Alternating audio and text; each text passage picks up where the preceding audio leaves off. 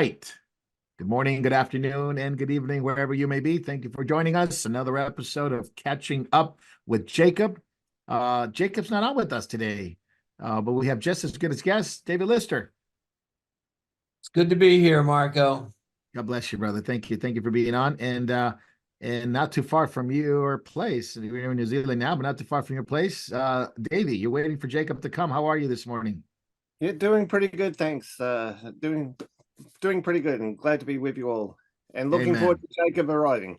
Yeah, it's awesome. I was with some of the believers last night, the Australian believers, and even on Wednesday night here, and they're all looking forward to having Jacob there. So get ready, Australia. Jacob's coming to town, so preaching the good news. And not too far from where I am, Jay. How are you, Jay? Doing well. Greetings from sunny California. Yeah, a bit overcast today, but I think it'll probably break through at some point. So wonderful news coming out of New Zealand. David, you want to talk a little bit about that, David, on what has transpired being in New Zealand? Jake, I think Jacob's got does he have two more sessions in New Zealand? But you can let us know what has come about the last few sessions that you guys have had there. Well, we've had decent attendance at in Christchurch, also up here in Auckland, and we're down in Wellington, in the capital of New Zealand. Is one of the most beautiful little cities I like. Here, the people are nice. We had a big crowd last night. Jacob talked on the seven sneezes, but he did an extended version. Nice. So if it's all the shorter versions, you got to come back for the longer one. So that'll be going up soon. And I would just ask Jacob's, as we all know, Jacob's legs are a struggle. So please pray for him for that. And I will have him on the plane to to Australia on Monday. Amen. Well, this is wonderful news. I'm glad Pierre and Marguerite, I got to see them the other day on the phone, and I'm so happy that you guys have been doing a great job in preaching and teaching God's word and bringing the truth in a lot of different levels, not only eschatological level, but the salvational level, speaking about salvation, soteriology, and just getting things straightened out. There's a lot of confusion, and we, Moriel, our churches, CCOD, and other churches that work with us are endeavoring to bring the truth to people and try to clear the confusion. There'll always be some kind of confusion, but at least we're trying to clear that out. Davey, when Jacob gets there in Australia, there's still room, there's still time to people to come out. And I just want to make those kind of announcements. People don't fall through the cracks that Jacob's coming. And he's going to be a different city. So do you mind just making a few announcements? What's anything that's on your mind to let people know and how to get a hold of you? Okay, well, Jacob first starts has his first meeting in Australia next Wednesday in Brisbane at the Novotel. But for a complete list of where Jacob's speaking, the easiest thing is email us at morielaustralia@gmail.com. And if you're not aware, we'll send you out a list where he'll be speaking. The Melbourne venue is filling up rather quickly, so we have limited spaces. So we do request that you RSVP if you plan on attending the meetings, just to give us an idea, because some of the meeting rooms are small, and we really don't want to be turning people away. And especially if you've got to travel some distance. So especially the Melbourne meeting, that one is filling up quick. So if you do plan on coming, let us know as soon as possible. Yeah, appreciate that, Davey. And then I believe all of them are on the Moriel website too, right? Moriel.org. You can find it on the itinerary. Okay. Yes. Very, very good. So I appreciate you, Rihanna, and all those who have partaken in making this happen and making it work. And we're so happy that he actually got to Melbourne. That's been our prayer. But he's also Melbourne, Geelong too, right? He's going to be there. Yes, 2 meetings in Geelong too on the weekend. Yeah. Awesome. Great stuff. And he's going to be in Perth, I believe, right? At one of the last ones is going to be in Perth. Yes, June 4th and 5th for Perth from memory. Yes. Yeah. Well, what an awesome time. So please say hello to all the brothers and sisters there. We miss them so much, and it's going to be awesome. Great stuff. And Jay, you just have an announcement. you, Jacob, and David are heading out to the Far East. Yes, we will be in Japan for the Moriel Japan Conference, which will be in Sapporo, both the Saturday 29th and 30th. Jacob will be speaking about current events and biblical prophecy, and I will be speaking about the continued Shimabara rebellion and the consequences of persecution in Japan's history. Awesome. Well, that's good stuff, man. Praise the Lord for that. And so I don't believe that's on the website. Is it yet already? But maybe we need to put that on the website. Maybe it is already, and I missed it. But more information. We'll keep making announcements as we get through it. So let's get started. Let's catch up. I want to make sure that people know that we are on different platforms, not only on YouTube and Facebook, but also we have our Rumble account. We have Memorial TV, memorialtv.org. We're also on Vimeo. We're also on Telegram, and so it keeps growing. Some of these things that keep growing, and we appreciate you guys watching many different flavors. Same episode, catching up with Jacob, and then we'll be going backstage. So we won't be on YouTube and we won't be on Facebook for backstage. And we got some really cool stuff, really good questions. David Lister will be taking some of the questions today since Jacob's not in with us. So with that, you can also find us on the podcast, and you'll be able to see the podcast ticker right below us, so you can find yourself listening to those audios and finding yourself wanting more, because that's what happens. You get some more. So all right, let's get started. Just a real quick comment from everyone, a real quick comment on what the GOP may be doing here in America. The grand old party, the Republican Party, hold Garland in contempt over Biden tapes. Is that going to go anywhere, David? Well, I don't think so. It's politics all the time. We've got too many rhinos in the Republican Party. Also, Biden has just made a move to block access to that using executive privilege. And so to get it now requires going to the courts. And so the time they got through the local court, then the district court, and then all the way up to the Supreme Court, it'll be in the next year. So who will care when Biden loses? Yeah, it's hopeful. I mean, this Garland has been an absolute disaster, and I have contempt for him because he goes after Christians.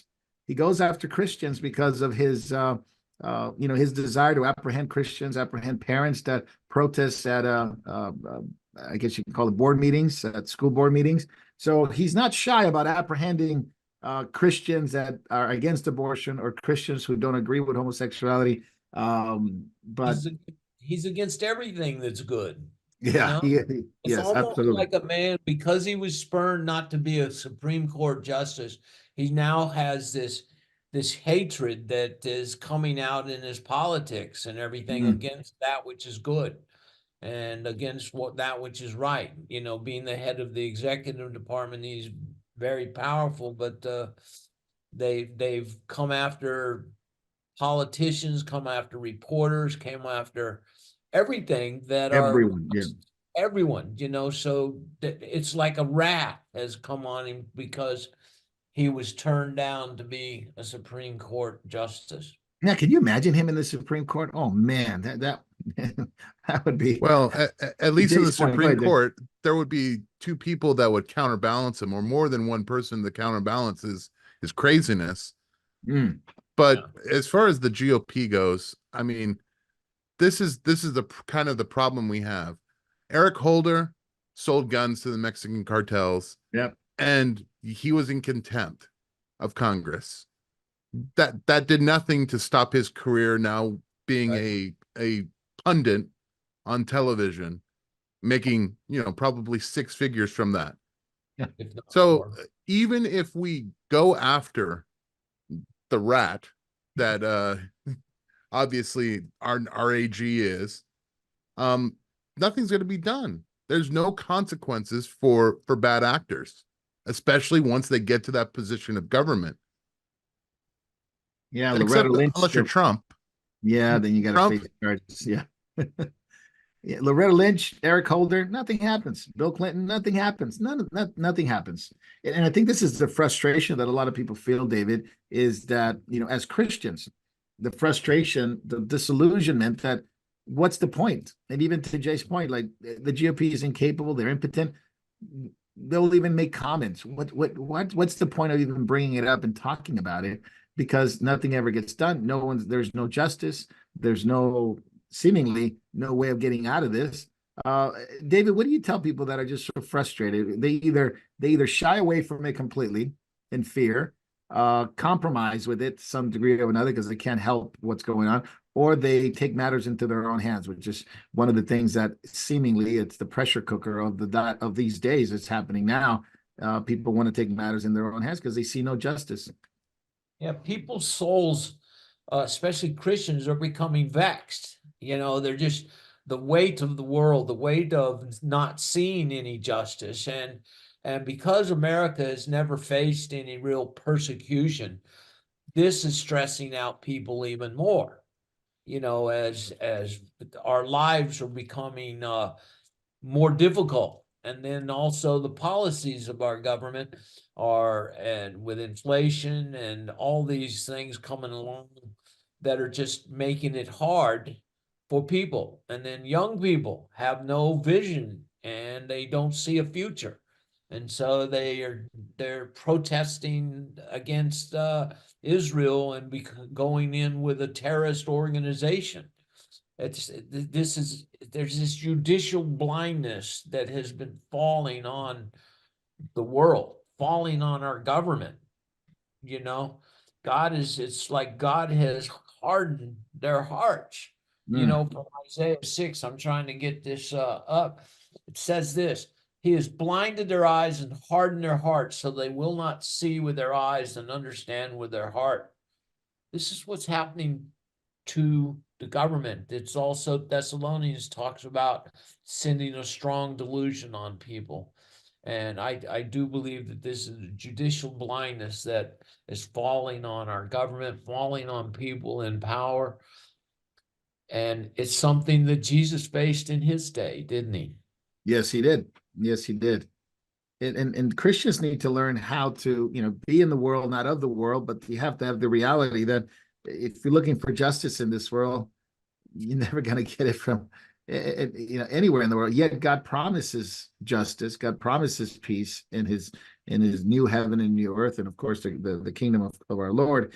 But we're going to have to wait for that. In the meantime, we're going to have to not cave into fear, not cave into the world or the evil that's in the world, and be able to continue to be godly and good for the gospel's sake. David, you had any comment on it? Oh, I just wanted to mention your Bible study that you did yesterday.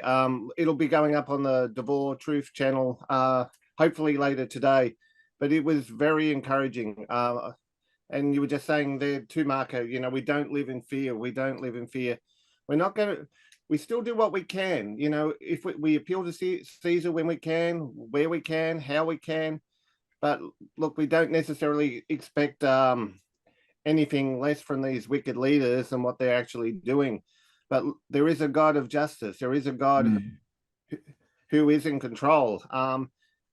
We don't fear. We just trust the Lord with these things. These people, they're going to get theirs. Their day is coming. I kept thinking about that verse that you quoted out of Deuteronomy yesterday. Vengeance is mine and retribution. In due time, their foot will slip, for the day of their disaster is near, and the impending things are hurrying to them. The Lord will vindicate these people, and justice will come for these evil, wicked men. They will get what they deserve, and I believe their judgment will come swift. As we were talking about yesterday, I think we'll see the likes of the judgment that fell upon Herod Agrippa, things like that. We'll start seeing that sort of thing happen again. These people are going to get their day. Justice will come. No one escapes it. But I do hope with Garland, I know they've put out some Republicans are calling for his arrest and that kind of thing. I think, even if he does get arrested, he'll be out, be off again, 5 minutes, 5 seconds, the Greta Thunberg thing. But, justice does come from the Lord. and his You know, justice give is it true. to us eventually, but I don't, we see less and less justice as the world gets more and more contemptuous towards the Lord and is turning away from him. We're seeing our freedoms in America being under attack, but also I made a joke with Pierre last night. We were going along in the car and he was talking about the cameras and everything and all the surveillance and everything here. And I That's just, in Wellington, David? yeah, in Wellington. And Oh I said, man. you guys are so blessed to have a government that cares so much about you. Yeah, I love those nanny states. Yeah, those nanny states. They want to know everything about you and care for you, I suppose, right? But no, I believe you guys are right. I think the frustration that comes, and I think for Christians is a good call to get back to our calling and get back to the Great Commission and get back to fellowship and get back to discipleship because and again, David, this is the point too. It's so many are expecting something to happen this November with the election to overturn evil with the election. So many are just seeing the Trump rallies over 100,000 people. I mean, I get it. People are fed up with it. So am I.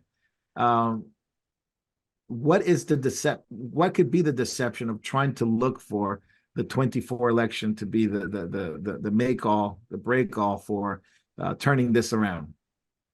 Well, I've thought of this two ways. I've thought of one way, gee, they'll let Trump get in so then they can crash the economy afterwards and they have a scapegoat. Okay, yeah, we told you he was bad, Of course, nobody ever remembers that they've been setting this up for a long time. But Right. then the other side of the coin is that if they don't want him in and they want to continue their policies so they could have 50 countries in 5 years, because if Trump got in, that Gates goal of putting 50 major countries on digital IDs would be done for a while because it would be a respite.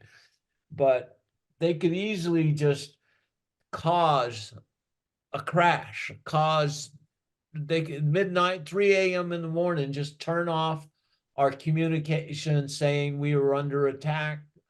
Don't panic, stay at home, and then just get America on digital IDs and just all our freedoms are gone. Shut down our banking, everything. Then you have to go to the local post office and get your local ID, or the government building or something. So there's perilous times are here. So yeah, it's an interesting situation. It's a very unique situation in terms of Christians throughout history having to deal with this, and yet, as we are entering in, and obviously people have different eschatological views, and the people may disagree, but as we see Scripture and the best we could see it, and to the best of our knowledge and what God has shown us, is that we are heading toward difficult times. The Bible does speak about times like this. It's not it's not a surprise if you're reading, waiting, and watching. It shouldn't be a surprise. Not only difficult times, doesn't he say perilous times? Perilous times will come. I see the persecution over in these countries over here increasing, but also in America. Persecutions of Christians are here, but we don't know anything about it in America because we've never had to face it. And so people just think, oh, this is kind of normal.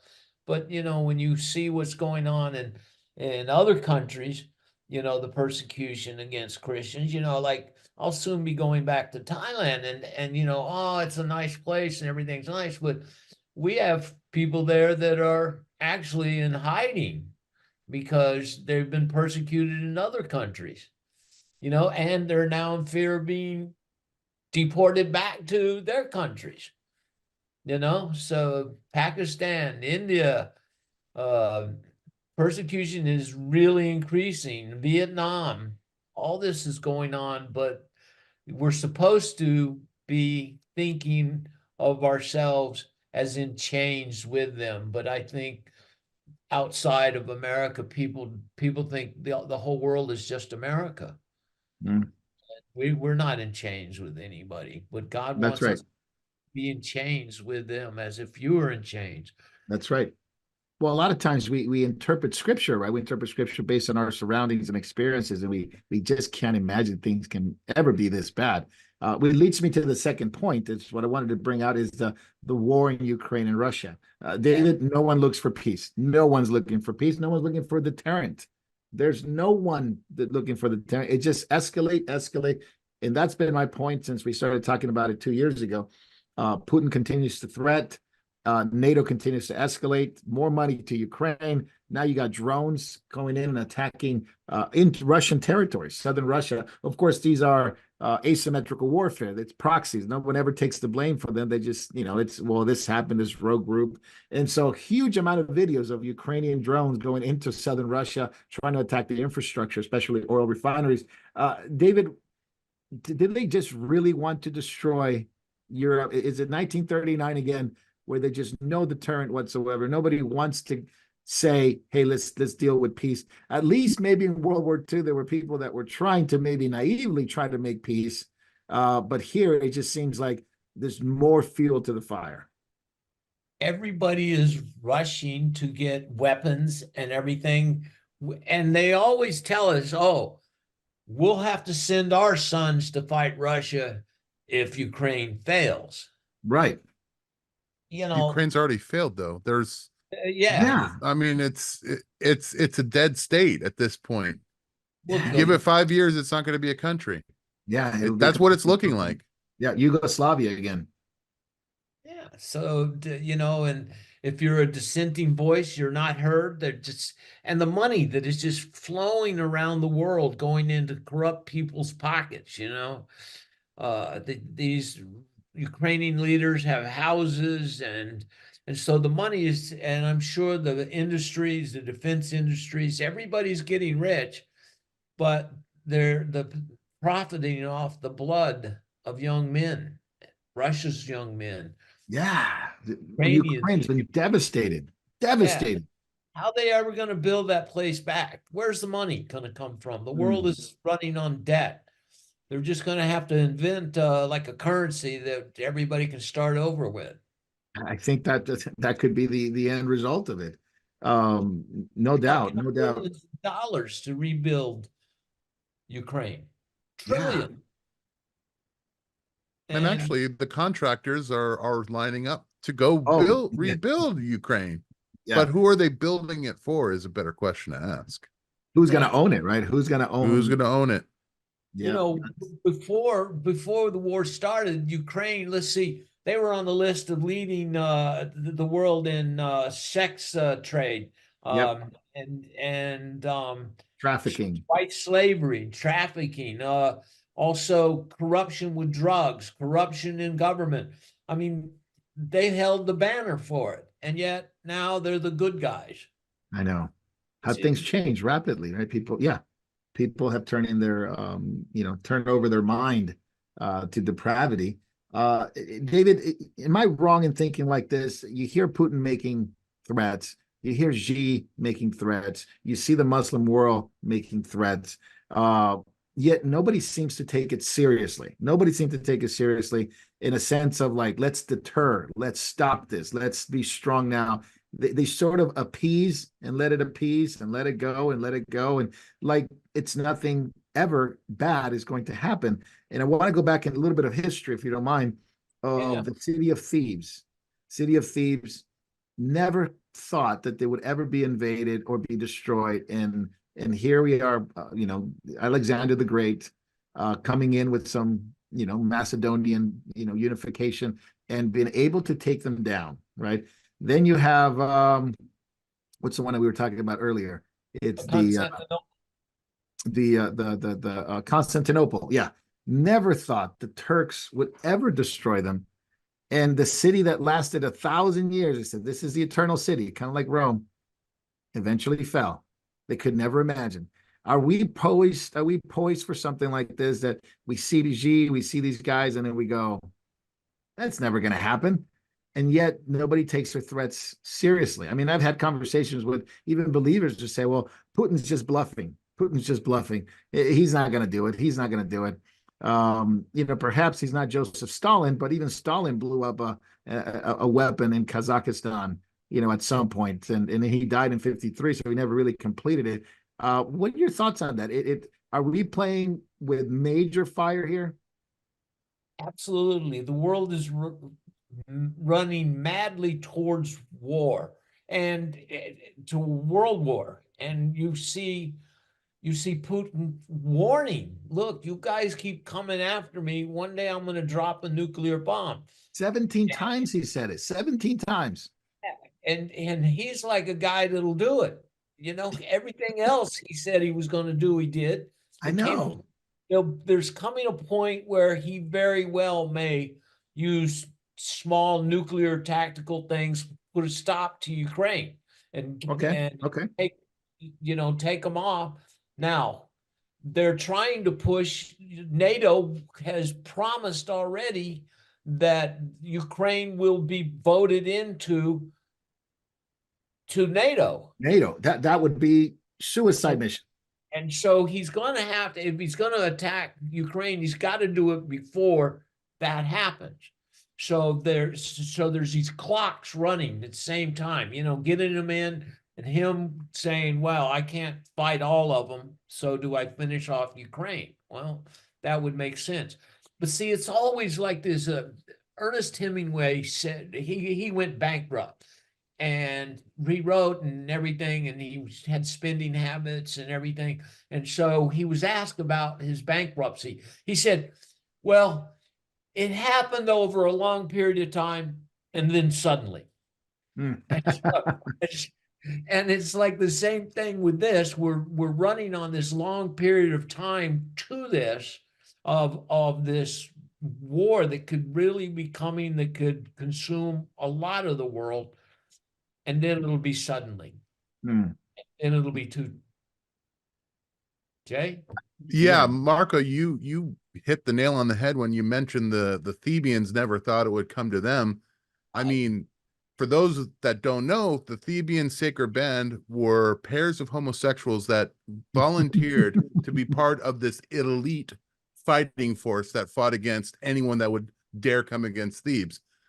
Now, what we're seeing in our military is we're seeing that not only do we want to give, pregnancy flight suits to women that are now fighting on the front line, which is crazy. But on top of that, we actually prefer with DEI to have people that have an alternative lifestyle because they need to be represented in our armed forces.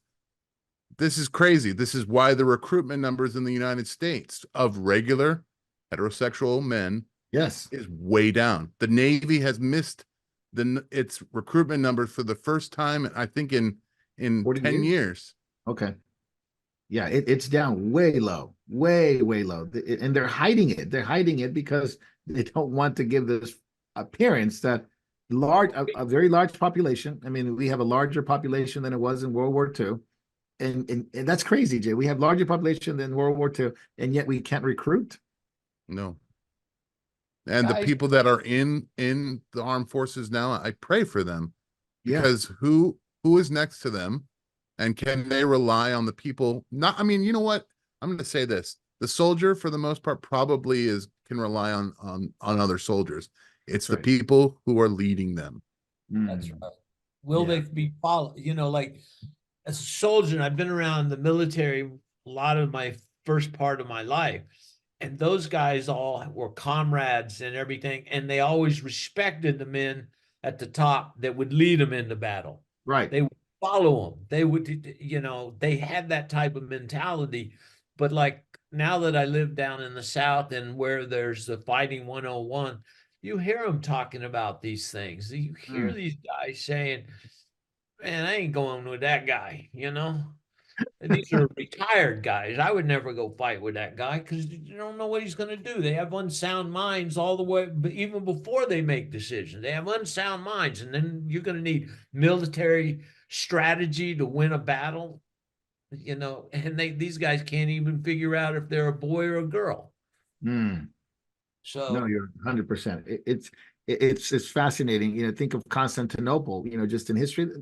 Never they thought the Turks were going to breach the No. city of Justinian and Constantine. Never. This is Well, the eternal city. It would go on of- forever. Well, at a certain point, the Constantinople was hiring the Turks Yeah, to do their dirty work during the early empire. yeah, So, yeah. of course, the Turks are not a threat because we've They're our always used friends. them. Yeah, We pay them. they're our friends. They Oh would man, tire. They thought it would never fall, that's right. That's right. And see, this is you know, obviously humans were naturally like that. The biases that we have, this normalcy bias and things like that. But when the Bible predicts these things are going to happen, or just says in any nation who is corrupt, any nation who is not godly, God will judge. Especially, we're going to talk about abortion today, but especially that not only parades immorality and sensuality in the most corrupt way, in the most awful way possible, and throwing it in the face of God, but also the shedding of innocent blood. And we go on thinking, and this is the part that's always, bugs me, these politicians, God bless America. God bless, and it's overlooking anything that offends God, in which God is aware of the sins of the nation. Yeah. Marco, we have this thinking that nothing's going to happen and with war. But Yeah.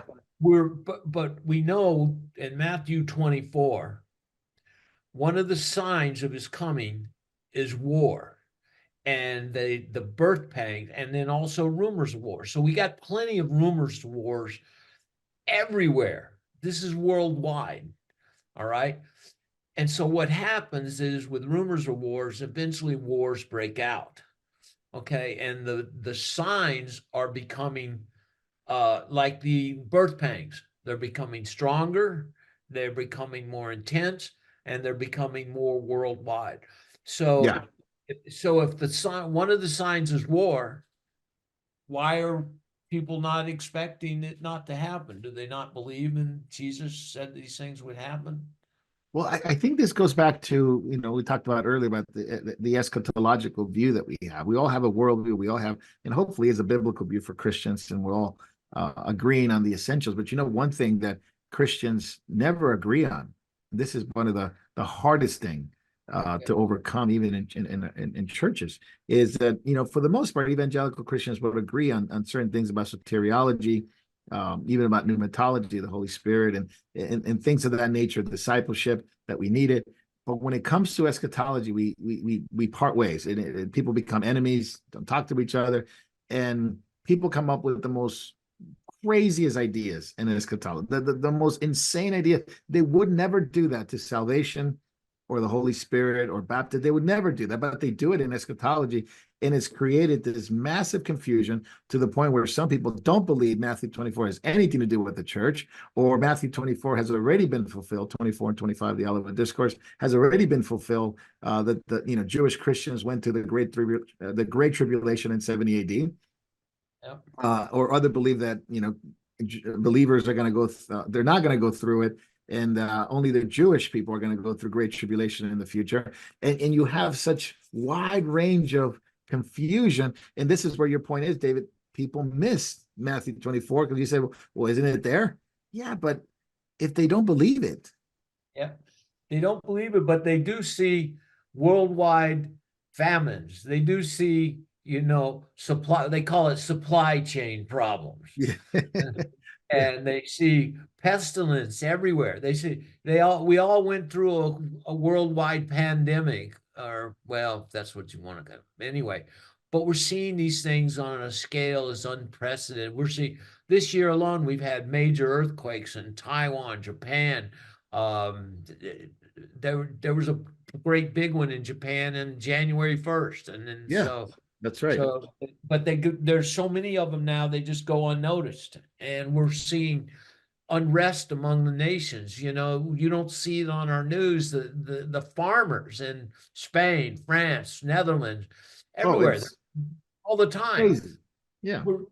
I just saw here in New Zealand, they've been doing this for a while, getting rid of people's farms. I watched these, they're burning beehives because they're taking people's livings and making them burn the beehives. Well, if you don't have all these bees, they're doing one a day going and Wow. burning.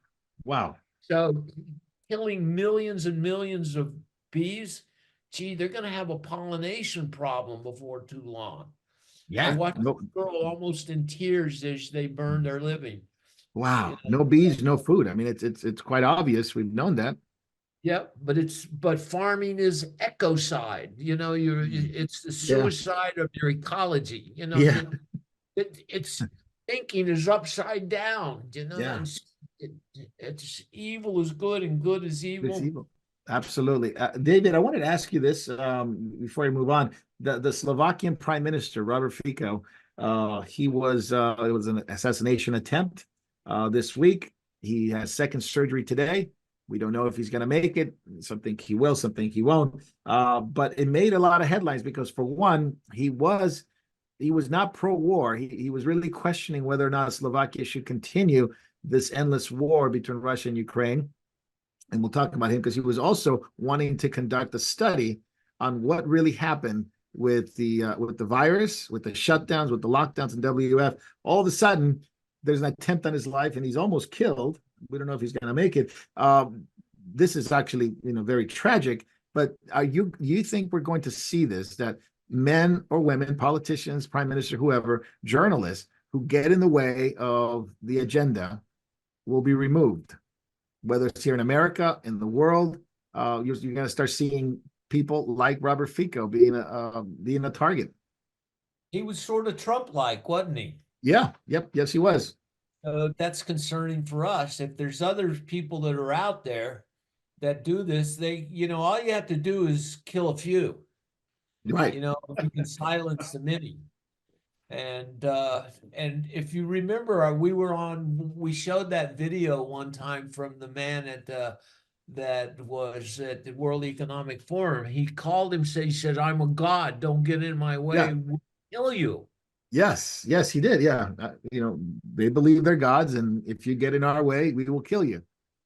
And so look, assassinations of political figures is nothing that the CIA hasn't done. I remember a couple duly elected candidates, not candidates, were the men that were actually elected in their countries, but were assassinated by our CIA. Our nose is in everybody's business. So assassinations worldwide is not unusual. We saw Mr. Abe assassinated. Right. Right. And the closer we get to this, I think, especially the American election, you guys, you have like Steve Bannon, who's a conservative journalist who I think was Trump's. I think during the election, his previous election, he was like his campaign manager. Peter Navarro is already in prison. Roger Stone, they try to put him in prison. They're going after James O'Keefe. These are journalists who, for the most part, they are on the conservative side of things. They're not believers. They're not Christians. But they support Trump. They believe there shouldn't be a war. They call out the hypocrisy of the World Economic Forum and the WHO. So have you ever seen anything like this, that you start here seeing in America, this idea that you speak out, you're done. You're either going to get killed or you're going to be put in prison? Yep, Bannon just lost his appeal, so he may be Oh, going. really? Yeah, he lost his appeal, so he may be going to unless he's got more money to appeal it to a higher court. Oh, He'll man. be going, he'll probably be doing his time soon. But look, it used to be that the media used to be respected in the country as exposing things, but now we know that most of them are on the CIA's payroll. Yeah. So they get two checks and they don't want to lose the second check. So they've turned. Now they're supporting the establishment instead of supporting the opposition. And the young people, we used to support the opposition against the establishment, but it's just the opposite. The whole world's turned upside down Yeah. everything, the way young people think. They don't critically think. Like in our day, we knew what we were talking about. We knew our arguments and we knew why we were doing. Now you see interviews of these students that are standing with Hamas. They're asked, what do you think about this? And they sound like idiots. They don't know why they're out there. You know, they don't know the river and they don't know Yeah. the sea. Yeah. They have no clue what that means and what it means to be driven into the sea. They're like, Yeah. oh, so they're gonna get speedboats and drive them away. I mean, that's It's the just problem. absolutely insane. And yet they pay for education from these colleges and these universities, and they're not educated at all. They're indoctrinated. And what are they Absolutely. indoctrinated in? Socialism. Yeah. Yeah. Woke ideologies. Jay, I want to ask you this. You know, there are 79 days in between the election and the inauguration. We've seen in the past, like when Obama was president and Trump was coming in, scorched earth policy, completely destroy anything. Do you think it'll be this crucial time? Whoever wins, even if there is an election, which I still doubt, but the United States will be destabilized during that time to such a degree that the inauguration might be something that it may or may not happen. But those 79 days, crucial or not crucial?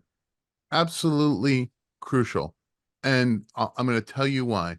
The money that will flow to these protests. Now, right now, the protests have already begun. They're already on the payroll to destabilize college campuses. Yes. But you have to understand that this is preparation for the election. These campus protests are nothing but the prelude to what's to come when the election is either going on or finished. And like you said, that 79-day period, unless something is done to cut off the funding now, you're going to see a repeat of 2020, where complete and utter lawlessness, destruction of property, destruction of businesses, and already you're seeing major corporations, major storefronts, they're closing down, they're pulling out, they're leaving. This is going to further devastate them and make Amazon the winner, make online purchasing the winner.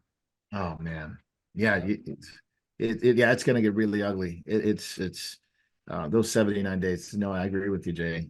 Switching topics real quick, because something that came out of Australia this week is digital IDs, and I want to get Davy's perspective on this. And you're on site, Davy. You're on the ground floor.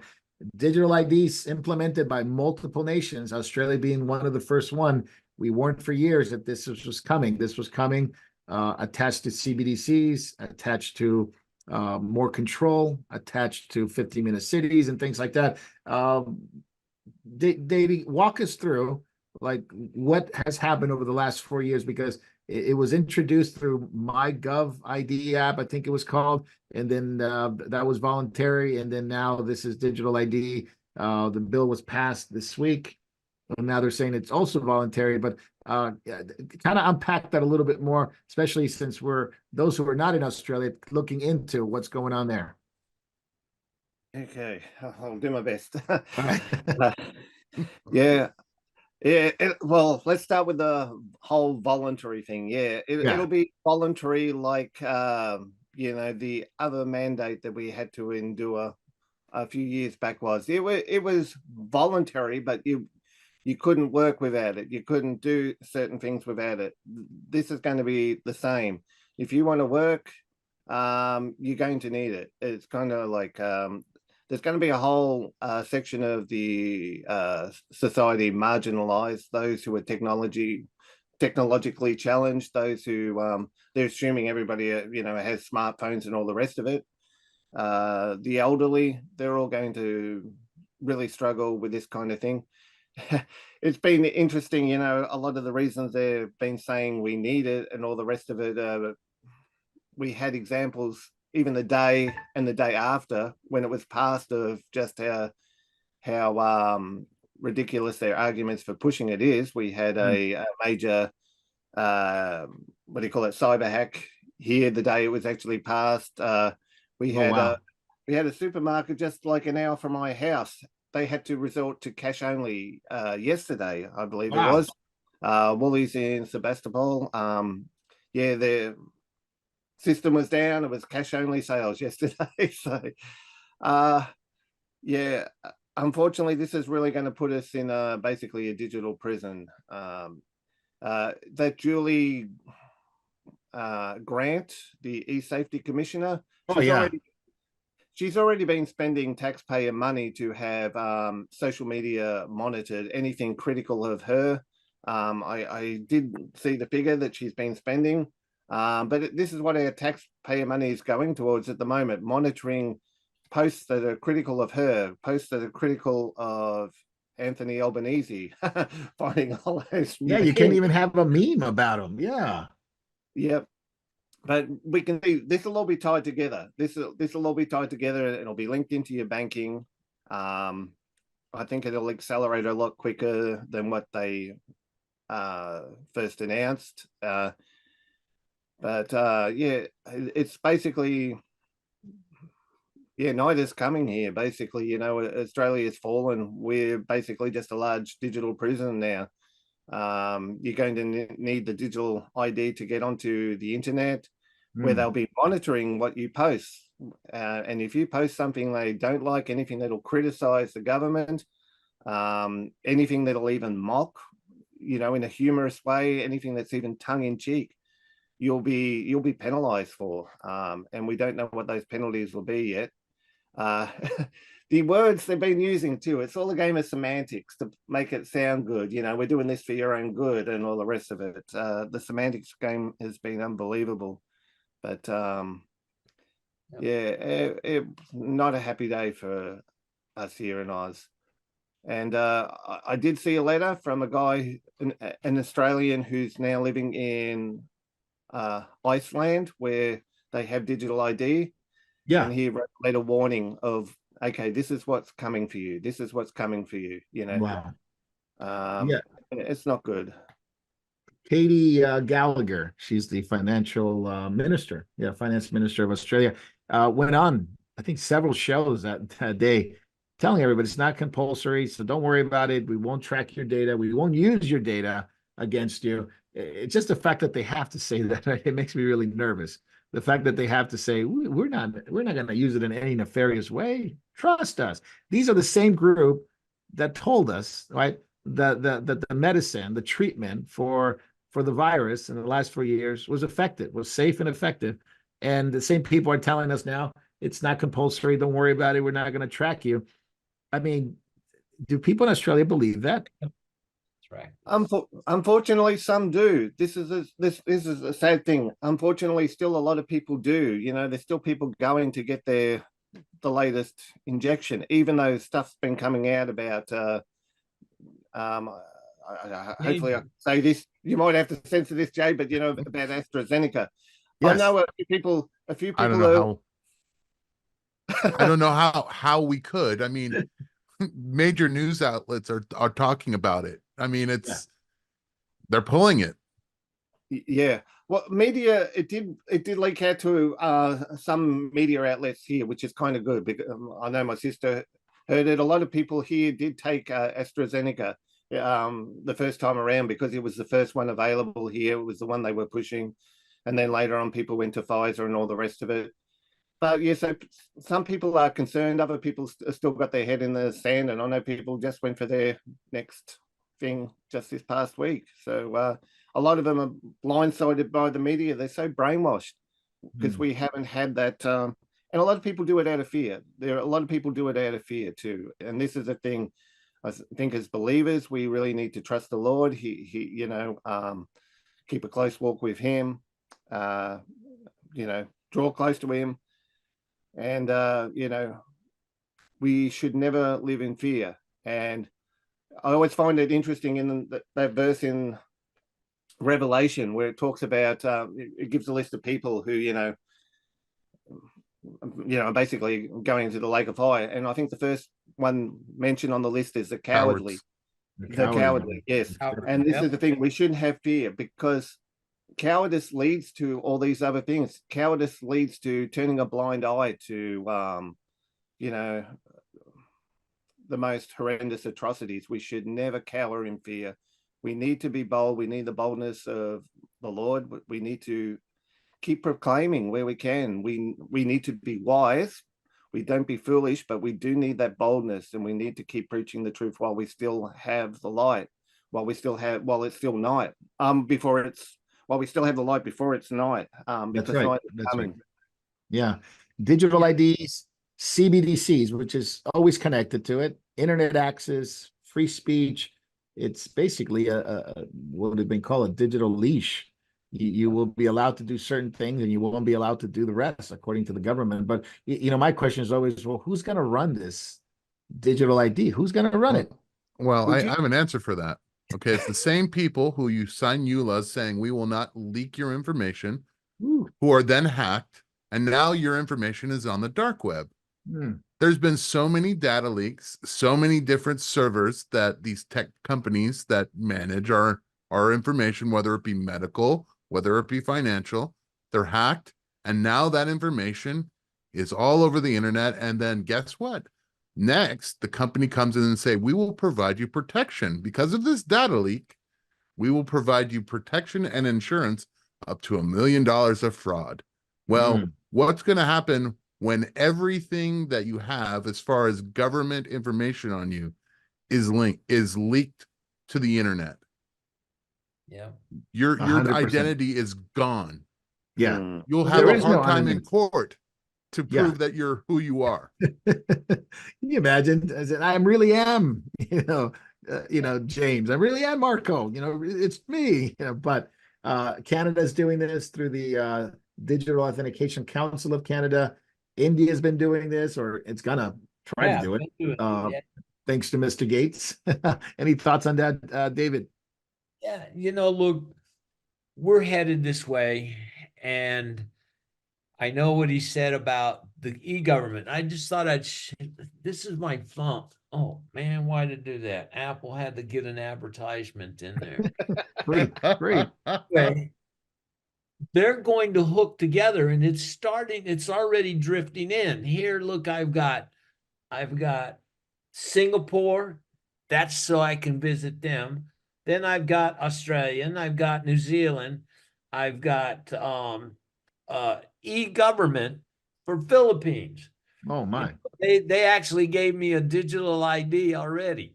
Oh, how nice. I signed up and I wasn't supposed to, but anyway, they made it to me. But these guys are all going to be linked in together, and this stuff is drifting into every aspects of our life. And I don't know if it was kind of overlooked a week or two ago. One of the men from the Fed came on and said, don't you understand? We already have a digital money, the United States dollar, the yen. He just went right down the line. All these people already have digital money that works through the SWIFT system. Yes, it is all digital. It's all digital already. What they have to do now is just get people onto the system. And That's right. it'll come through this little thing right here, this thing that we can't do without today.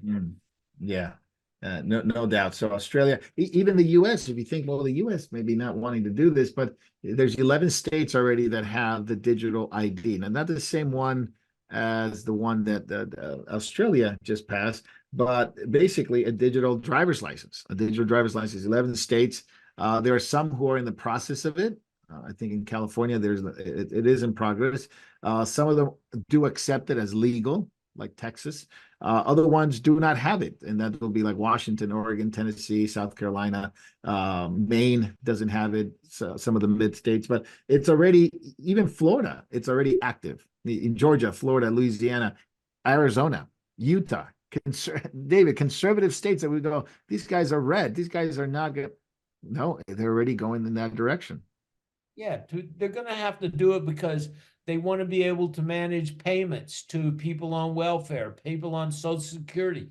I mean, Pennsylvania had the digital IDs years ago, maybe 8-10 years ago, that you got a driver's license with digital ID. Last time I got a passport, I got a digital ID passport from the government, the card.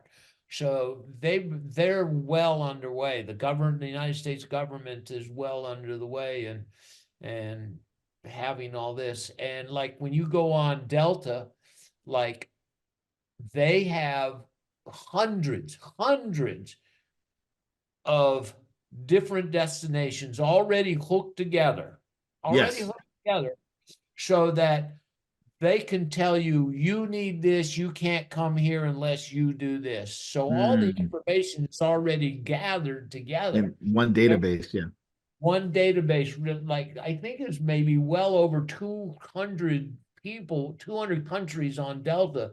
Like if I book a place here, I'll get an email. Hey, these are the requirements for going there. Mm. So Just wanted to ask you guys, any one of you can answer, because of the economic trouble that every country's facing. The US is facing it, Australia's facing it, Japan's facing it. You've just seen the yen and how it's been acting up lately. You could see it. Is this going to be the hook that is going to make people go into CBDCs? We already see the digital ID. It just needs to be married to a way of controlling purchases, tracking purchases, and anonymity is gone because you won't be able to get on the internet without it. Is this going to be the hook? well, I'll tell you, what I was thinking about the hook is not only this, but they're driving people in a way like here in New Zealand, the cost of living is so hard, and there's 70% of a thing on the news, 70% of New Zealand can't live month to month on what they're making. Wow. Minimum wage is $23.50 New Zealand, which would be about $18, which is super high, which just caused inflation. The cost of everything is just, people can't make it. So what are they going to do? If you keep driving people to being uncomfortable, not being able to have a life, we've all seen these videos of women and boys, men getting on, Losing it. saying they're crying, I can't make it, it's terrible. I've seen them from Canada, I've seen them from Europe, I've seen them from other places. They can't make it. So if they're so uncomfortable and they can't make it, won't they beg for this to be a rescue? Yeah, that's what I'm thinking. I'm thinking this will be the solution, in my opinion, of it. Jay, Well, what do you think? I Oh, mean, David, they sorry, were. I'm sorry, David. Yeah, whoever. Sorry. Oh, you go first, Jay. I was just about to say, I mean, at one point, I think in Europe, they were offering like, I think it was 20 euros if you sign up for their digital ID. Oh, They were going around offering it. Oh, this is, we take a scan of your face and your hand, and you get this gift card for 20 euros.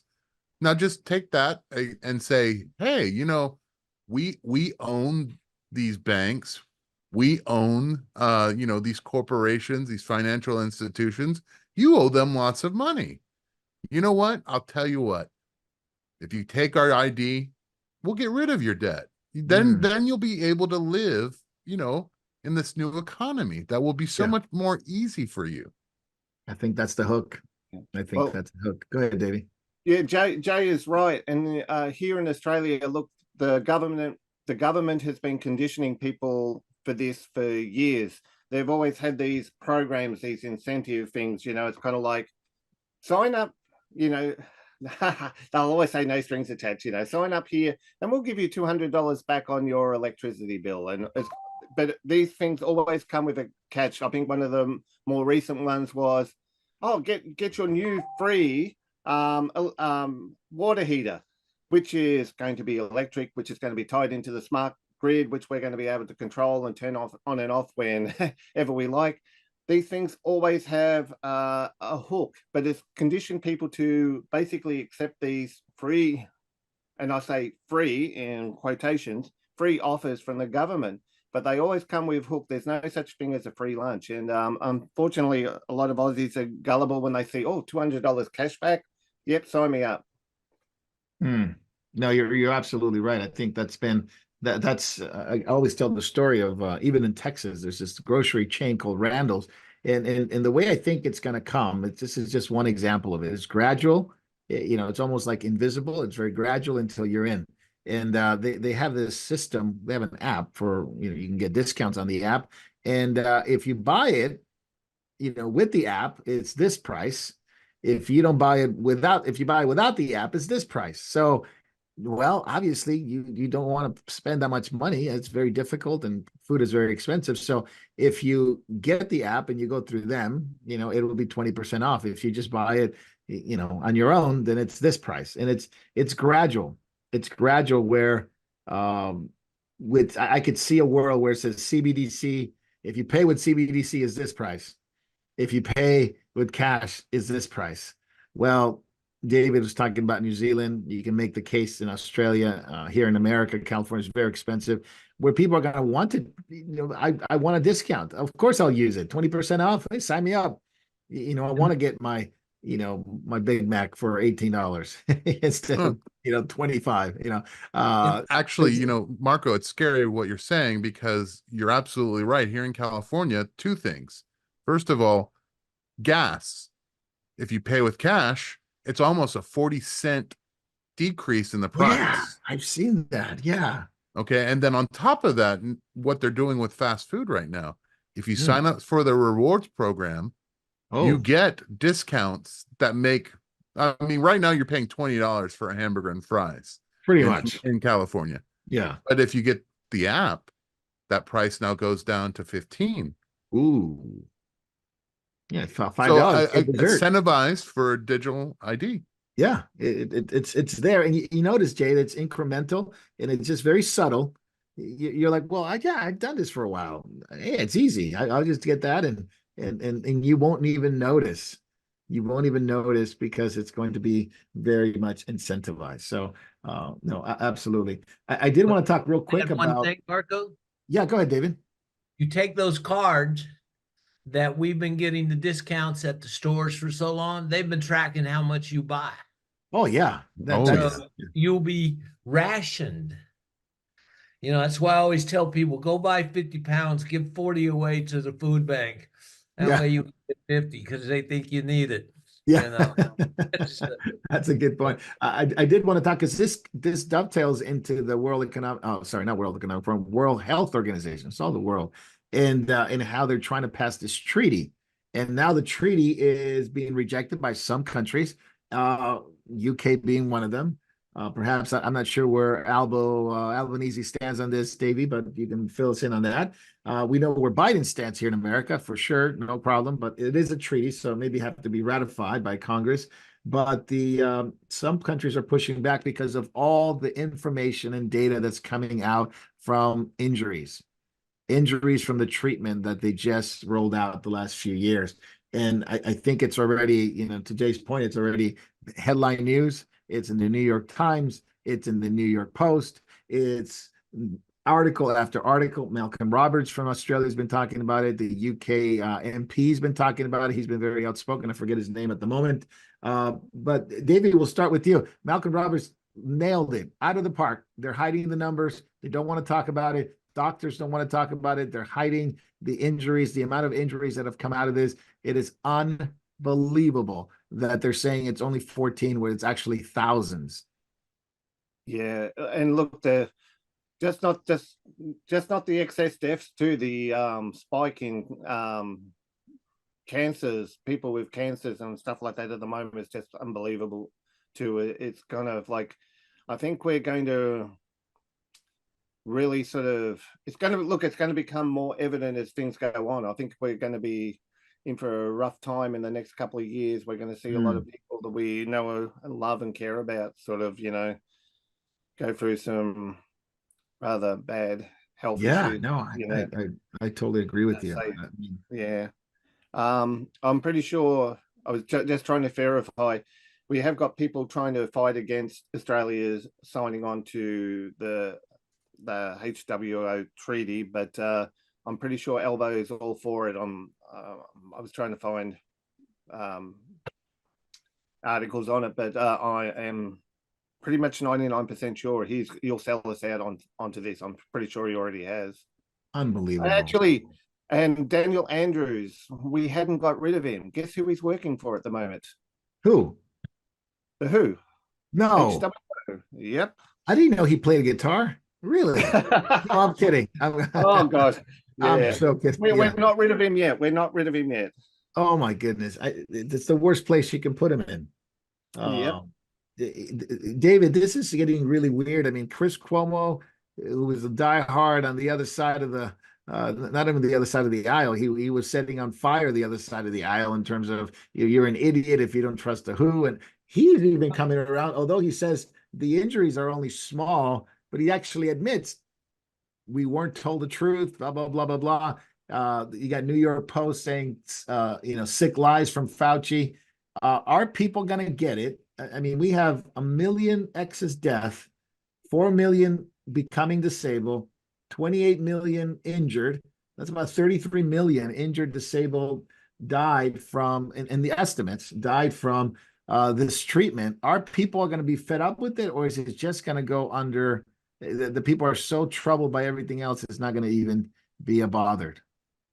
Well, I always try to think to be wise as a serpent, but harmless as a dove, because you don't know what they're really doing. So sometimes my mind, like on this, is people are now allowed to hear how bad the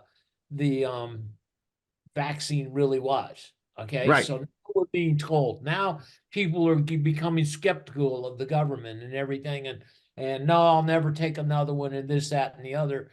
And then now they release another now the world releases another disease on us, but nobody goes and gets the vaccine, and then he died from the disease. I hate to even have to think like this. You know what I mean? But it's look, Christians need to submit their plans unto the Lord, and they'll be established, because the world is so upside down, and the way government is thinking and the world is thinking, and it's just out to good is evil and evil is good. So we'll yeah, people are becoming apathetic. They are apathetic to all this. They don't trust their governments, which is, they don't trust each other. Here in Australia, New Zealand, they said they had, I think I saw something, maybe it was today, they had something like several 100,000 people call and report their neighbors. Whoa. Whoa. And That's that's what crazy. What's his name from Victoria was trying to Yeah. spy on your neighbor. Yeah. So they turn people, I don't like that neighbor anyway. And let's report him. The neighbor, oh, he's a Christian. Yeah. Yeah. And a Christian, you could see all this, and we're seeing people within schools, they're offended everywhere. They had anti-bullying day where everybody wore pink yesterday here in New Zealand, and 100% of people that are LBGQ report being bullied. Okay. And 70%. So its violence is increasing even among the young people. Yeah. And we'll talk about that for sure in a minute. Uh, Jay, there seems to be a concerted effort to rewrite history in terms of what happened the last 4 years. You see that? You see that that's going on? I certainly do, and it's sad because when we were living through it, anything we said against the jab was instantly flagged by YouTube, and suddenly we had to go through a long process to try to get it get our channels back. And right now it's 2024. I think we're ramping up to see that you can't tell the truth anymore. I think YouTube and some of these other online platforms are going to definitely be monitoring everything we say, looking for any excuse to probably hit us again, because he who controls history controls the narrative of what's going on currently. And again, what do we have? We talked about it on Ken's Corner. We have bird flu that is showing up all over the United States just in time for 2024. It's scripted, huh? Yeah. It's beyond scripted. Yeah. And they're killing animals already, even though they don't have the disease. Right. Oh, and, Yeah. and by the way, beef is just so cheap, and it's the bird flu has migrated from birds, chickens, to cows. Yeah. Amazing. I Yeah. mean, I'm sorry, but I heard of this lab in Wuhan Yeah. that works on making things migrate from species to species, because most viruses don't do that They naturally. don't do that. That's right. That's a conspiracy theory there. Oh, I'm sorry. Let me get my Yeah. tinfoil hat again. I forgot. That's right. That's very good. Well, we reached a little bit more than an hour now on catching up. Jacob's not here, but we have David and we have Jay and we have Davey from Australia. So I'm glad you guys are on. And those who are watching live, we thank you for being on live with us. And for those who will watch later, of course, we're always happy and glad that you were able to tune in and watch some of these videos. We'll be going to backstage to ask questions, and we'll all take the questions. David is here, so send the questions in through Rumble, and we'll be able to answer these questions. And pertaining to, we have some back questions for Jacob. So when he gets back home, we get to ask these questions. But for now, if we can send in questions related to the topic that we're dealing with today, and that would be awesome. And we'll be gearing these questions for this episode. David, I did want to tell you, within Israel and the nations, as we can kind of come concluding our topics here, we've had the 81st anniversary of the Warsaw Ghetto, the uprising in Poland. That was 1943, April 19, 1943. 1,000 Jews revolted against the Nazis and their treatment. And that led to, it took about a month for the Nazis to put that down. And then you had about 50,000 Jews who were exiled, deported. It was sort of a lost enclave of resistance before, obviously Hitler and the Holocaust and the death of over 6 million Jews. Then, so that was 81 years ago. Crazy, huh? And then you had 1948, May 14th, 1948, Ben Gurion declared a Jewish state. The UN voted. Harry Truman recognized it, voted for it, and you had a Jewish state, May 14th, 1948. That was this week. It was Tuesday, yeah.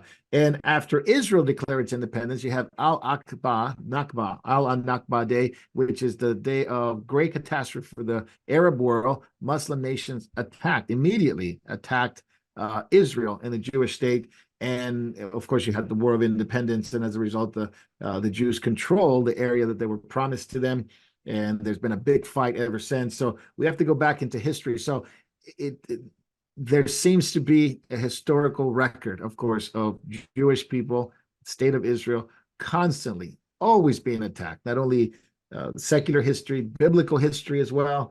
And so, what do you draw from those events? 81 years ago, the Warsaw Ghetto Uprising, then the War of Independence, because in May 14, 1948, they declare its independence.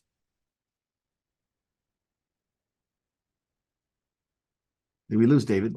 Oh, yeah, we lost David. Well, I think I'm there back. you are. Yeah, there you are. Yeah, I got froze out. So it just, I don't know whether it's people are waking up and getting on this. So Did you get to hear it? Did you get to hear what I asked?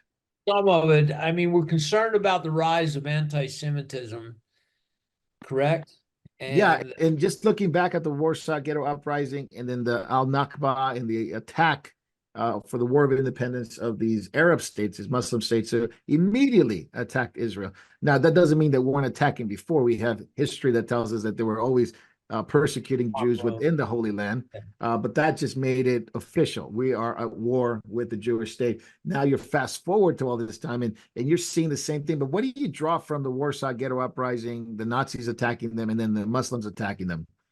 well, one of the Holocaust certainly is the Bible talks about the rising of Antichrist and the persecution of God's people. We've seen it throughout history as a result of their rejecting their own Messiah. But it's also God's moving to bring the Jews back to Israel. And so this is part of the prophecy being fulfilled. He's bringing them back. And for a long time, it was just out of Russia, the communist countries and things like that. But now France they've been talking the last couple of years. Jews are leaving France, Oh yeah, leaving Europe. Okay. Sweden. People leaving Sweden. Yeah, Jews leaving Sweden. And then now America. Hmm. We're seeing a rise of this. I'm on Twitter. I can't believe the rise of people that are denying that, they're actually hating Jews and calling themselves Christians. I thought we had a new commandment, love one another.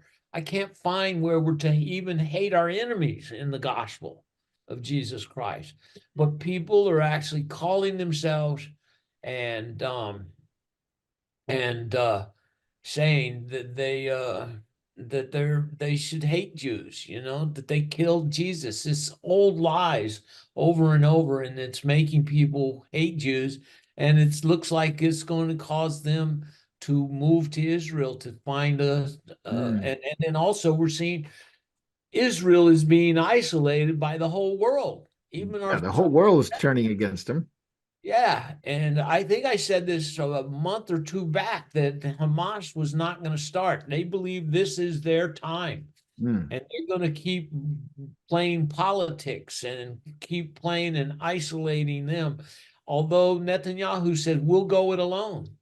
Yeah. Well, they certainly Rafah was something that they had to do, even against Yeah. the wishes of Biden and his administration. Yeah. It's fulfillment of prophecy in our day. We're seeing the rise of anti-Semitism. And like they always say, they want to get first rid of the Saturday people, and then they're coming for the Sunday people. Yeah, So, that's been the claim of so Islam for sure. Yeah, it's the any call. Christian that thinks they're safe, even in America, should start thinking twice about it. They should be getting, somebody asked me, what happens when they ban a Bible? And I said, well, I'm praying that I have enough of it in here to sustain Amen. me. Amen. People should be memorizing the Bible and getting that living word in there, because he will be able to guide us and protect us in this and take us down the road as far as he wants us to go. Yeah. To David's point, I mean, the fact that you have the proliferation of radical Islam into the Western democracies, and as that spreads around the world, what do you see? You see the Jews fleeing back to Israel.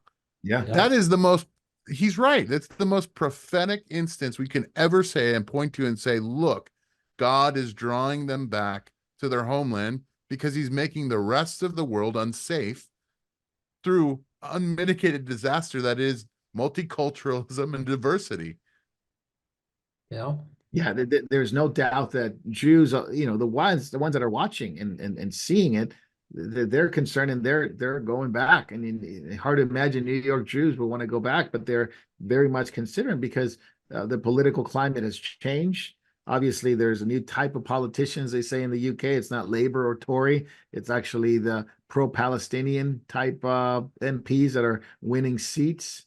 And Jay, I wanted to ask you this. The Netherlands, Geert Wilders just formed a coalition after 3 months, and he has certain points that he's going to make about asylum, criminal migrants, reintroduce border controls, all that. But one of his is to move the embassy from Tel Aviv to Jerusalem. Will the Netherlands change course because of having somebody like Geert Wilders there? Let's see if he gets elected. If he gets elected and he actually does that, I think that falls under the clause that he's blessing Israel with truth. Their Yeah. eternal capital is Jerusalem. Tel Yeah. Aviv is another thing. Right. So I think in the short term, you're going to see the enemy causing what he's causing. There's been nothing but uprising, youth vandalizing and destroying because he dares make a statement like that.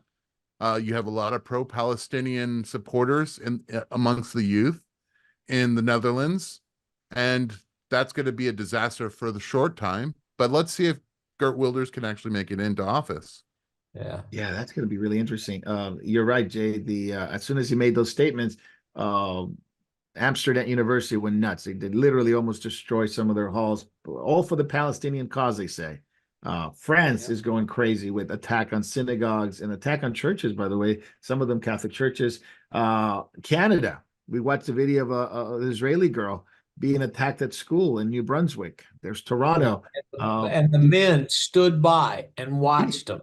Oh no, Imagine. the men, I went up and started, why are you letting her beat you up? Why is she beating you up? Yeah.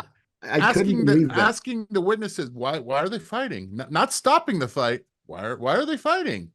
This is a grown man with teenagers, not intervening on the behalf of a woman being beat up, a young girl. And Despicable. then the adult turned to the Jewish person and berated them, Yeah, scolded her for getting being beat up. attacked. Yeah, You know, unbelievable. But David, it just goes on. It goes from California to New York to France to Toronto to Canada, New Brunswick, Montreal, Belgium, different parts of Paris, London. We obviously talked about Amsterdam. On and on it goes. And I think there's even genuine concern. It is genuine concern for Jewish students in colleges, universities, and yeah. in high schools to say, we just don't feel safe. And many of them perhaps will go down the direction of Aliyah, going back to Israel, just like the prophecies foretold. But even there, they're going to find problems because there's a lot of Muslims that live in Israel, and they have attacks, and so they're feeling that this is their time, stabbing attacks, things like this, and so that people will say peace, peace, and there'll be no peace. It's no peace. Absolutely. Yeah. One final topic that I want to address before we go into backstage is within the church. We'll start with David. David, the pro-life advocate group, or obviously advocate, not group, but just a single person, Jonathan Darnell, who is an evangelical Christian, just got 27 months for protesting abortion. The Biden administration has thrown another pro-life American into prison for protesting. No crime, just protesting. And the Justice Department basically is sentencing at least 10 of them already. But this goes back to 2020, where Mr. Darnell was guilty of this FACE law that came about because of Bill Clinton, where they can consider you being some kind of terrorist or something like that by if you block the walkway. Now they expand it to 300 feet or something. Yeah, now it's just being there. We've seen what happened in the UK with that lady that was praying, twice arrested, and so they say face is a crime. This is a crime. This is the bill. You can't block it. They were protesting because there was that video, and I think people should watch it. It's on live action of the late-term abortionist doctor, very notorious, Cesar Santangelo, who basically said, I don't, if babies survive the abortion, I don't resuscitate them. I don't do anything.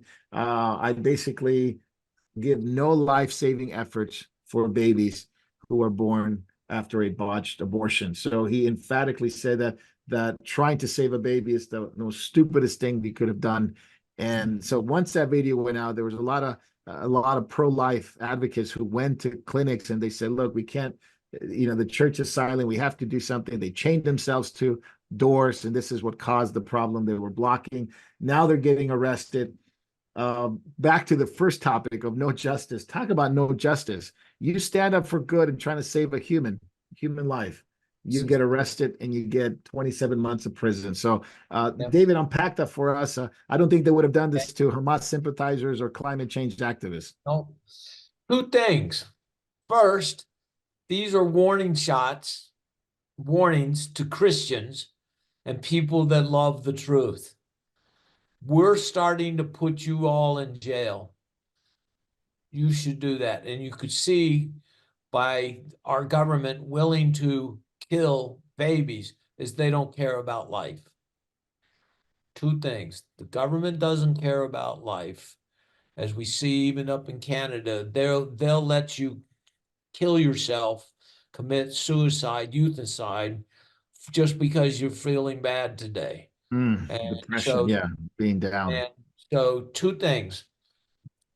if you love truth and you love life, you're now a threat to the government that loves death and whose father is the devil.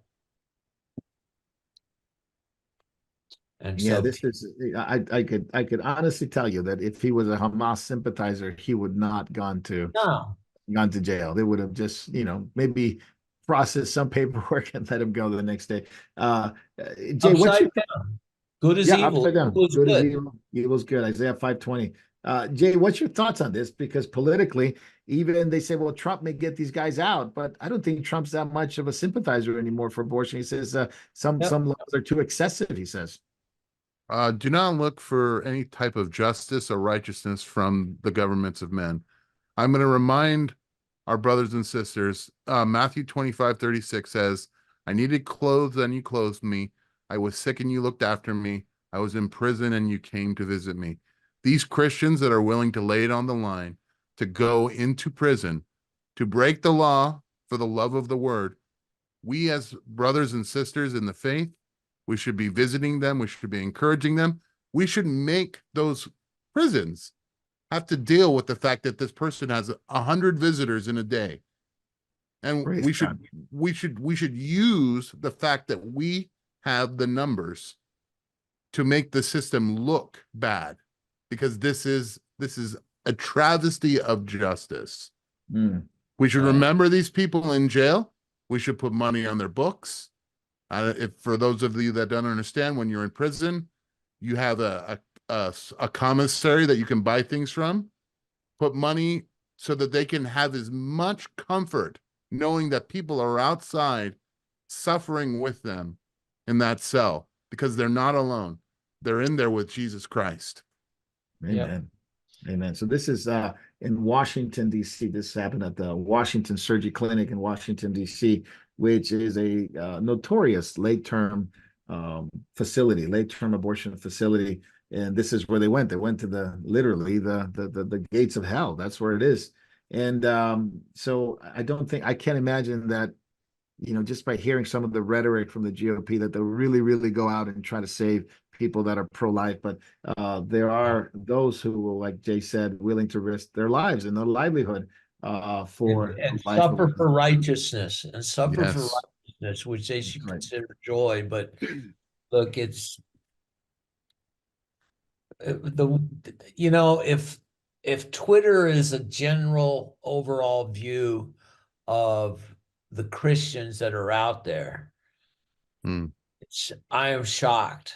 I wrote that I'm shocked at the level of knowledge of people that say they're Christian, and I'm shocked at the carnality of the Christians that are out there. So I think it's in whole, look, it's a war on God. It's really it's Satan's way of trying to attack God. So he'll go after God's people. He'll go after Israel, as I'm wearing Israel. Oh, look at that. I love that, JB. I love that. State of Israel spawn, God exists. Amen. Yeah, Israel is proof that God exists. Yep. And so are we. We are living epistles. We should be a reflection. We are proof that Jesus Christ came, he died, he lived a sinless life, he paid the price for our sins, and he rose for the dead. And eternal life is with him. He's the coming king. He's coming, to redeem us. Our hope is in him, and we are living proof of that. So the world hates us. We need to stand bold, and we need to proclaim the hope that is only found in him.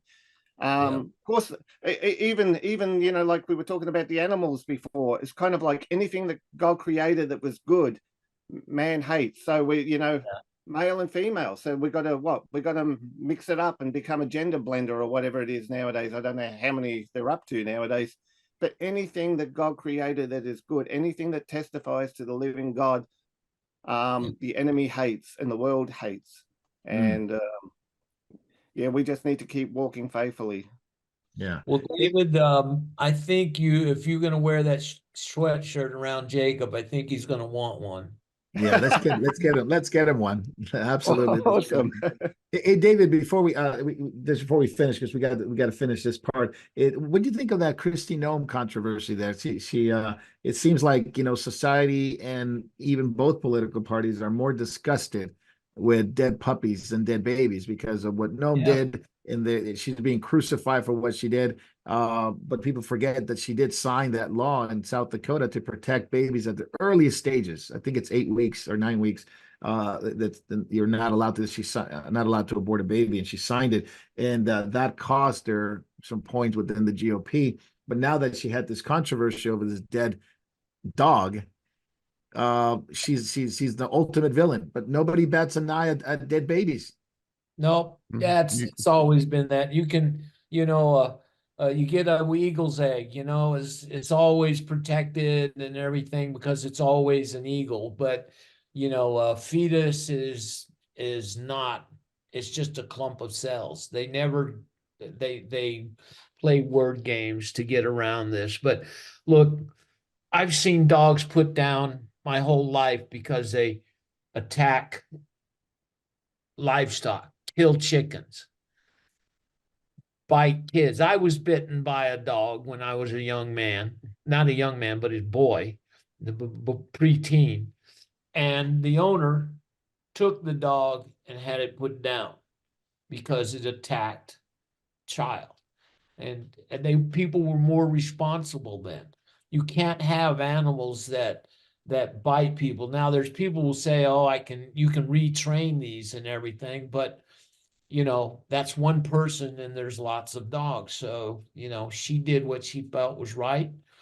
You can't have animals. If you have a farm, you don't let your animals run wild and kill your livestock. So they've made a mountain out of a molehill because they want to destroy her, because she would be a good replacement and follow up to Mr. Trump. Yeah. Next time you have the horrible circumstance to meet a person from PETA, ask them what their thoughts on human life when it comes to abortion is. Do they feel that they should also be protesting at abortion clinics? They're willing to protest, chickens dying and cows dying, but when it comes to human life, they are duplicit and just they have nothing to say. Yeah, but aren't we just better animals? I mean, aren't we all apes and all that sort of stuff? So We're a lower animal according to them. Yeah. We're like bacteria to them. Yeah, so this is the animal that doesn't get its protection.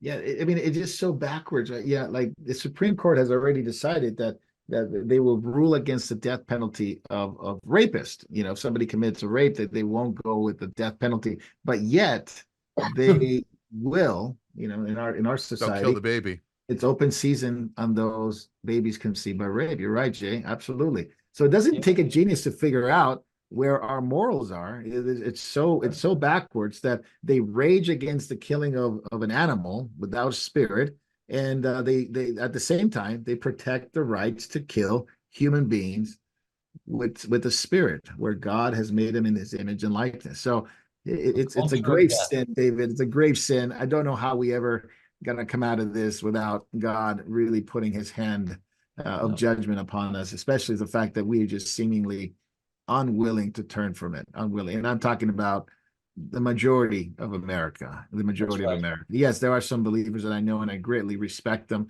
for their stance against the killing of innocent babies, but it's the exception now. It is the exception now. Oh yeah.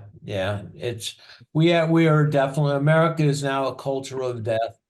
And if anybody thinks that America is not due its judgment for the 65 plus million babies that we've aborted, they're